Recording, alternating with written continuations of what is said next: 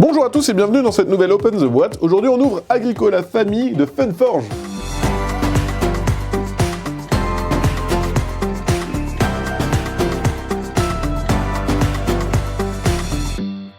Agricola Famille, c'est un jeu de Uwe Rosenberg. C'est une version famille du jeu Agricola. C'est la même chose, en un peu plus simple, ça se joue de 1 à 4 joueurs, ça dure 45 minutes, et c'est à partir de 8 ans. Globalement, c'est le même système de jeu de pose d'ouvrier, avec un peu moins de subtilité, mais ça reste assez touffu quand même, hein, ça reste du familial plus, comme on pourrait dire. On a la règle qui vous explique la mise en place, comment générer des ressources, du bétail, les faire reproduire, avoir des nouveaux bâtiments, etc. Développer votre ferme et faire en sorte que vous soyez le fermier le plus prospère. On a un sachet de sachets pour tout ranger, parce que dans la boîte, on a plein de pions. D'un côté, on a les différents animaux, le bétail, les moutons, les sangliers, hop, et les petits bœufs, voilà. Ils sont tout mignons, ils sont tout beaux, que vous allez pouvoir stocker dans vos enclos et que vous allez pouvoir faire reproduire, le but étant bien évidemment d'avoir de la nourriture pour vos fermiers. Et on a un deuxième sachet qui va regrouper globalement toutes les ressources du jeu. Voilà, donc il y a un peu de tout, il y a les pions joueurs, chaque joueur aura ses petits ouvriers, donc c'est ces pions-là que vous allez placer sur le plateau. Vous allez avoir les différentes ressources, le bois, l'argile, etc., qui vont vous servir notamment à construire des bâtiments, mais aussi à nourrir vos ouvriers. Vous avez un petit pion compte-tour, tout simplement, et voilà, et toutes les différentes ressources. Je vais mettre ça sur le côté, hop, et ensuite on va avoir, hop, une grosse planche, enfin plusieurs planches de punchboard. On va retrouver dans un premier temps, alors ici on va avoir le plateau.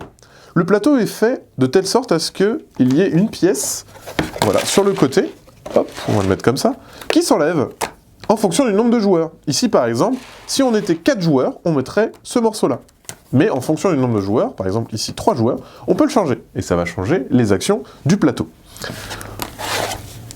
Et ici, vous avez la tuile pour jouer en solo, et ici pour jouer à 2 joueurs. Donc les différentes configurations. On va retrouver quoi d'autre dans la boîte? Les différentes tuiles. Alors, on va avoir les tuiles maison. Au début de la partie, on va commencer avec une de ces tuiles. C'est notre tuile de départ, et c'est ici que l'on va stocker nos petits ouvriers.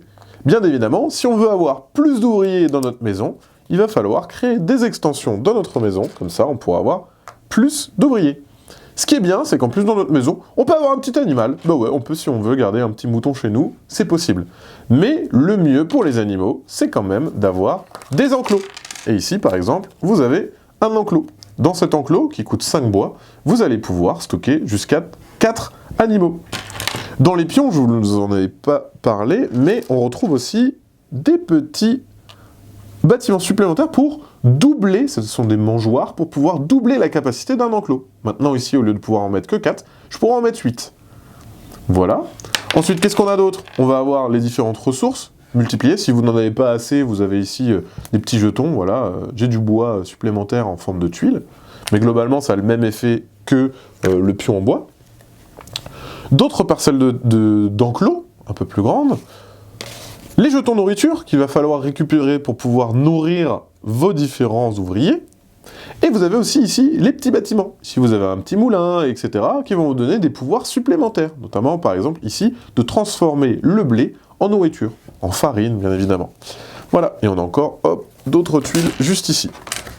On a notamment, voilà, le petit coq qui pourra être récupéré grâce à une action et qui vous permettra d'être le premier joueur pour la manche suivante. Le plateau, comment il se montre? Alors ici, on a les différentes actions possibles sur le plateau. À chaque fois, on va y placer un de nos ouvriers pour pouvoir faire l'action indiquée.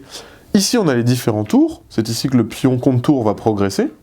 Et de temps en temps, le fait qu'on avance dans la partie va débloquer de nouvelles actions. Par exemple, ici, c'est à partir du niveau 10, du tour 10, qu'on pourra avoir accès à cette tuile. On a la même chose ici, à partir de 5. Le bétail, ici, à partir de 8, à partir de 6. Donc on a au début accès uniquement à quelques actions, et plus on avance dans la partie, plus on aura de nouvelles actions possibles, en plus, bien évidemment, des différents bâtiments que vous aurez construits. Voilà ce qu'on retrouve dans la version familiale de Agricola. Eh bien, je crois qu'on a tout dit. On vous fait des gros bisous. On vous dit à la prochaine. Et puis ciao!